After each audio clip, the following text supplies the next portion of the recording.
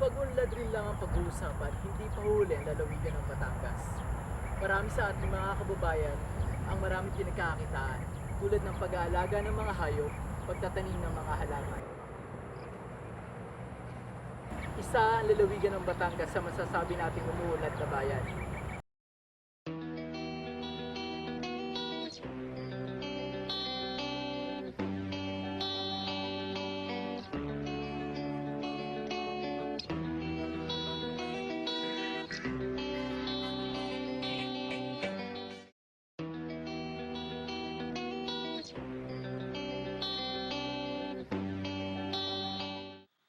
Sabi nga nila, traffic is just around the corner.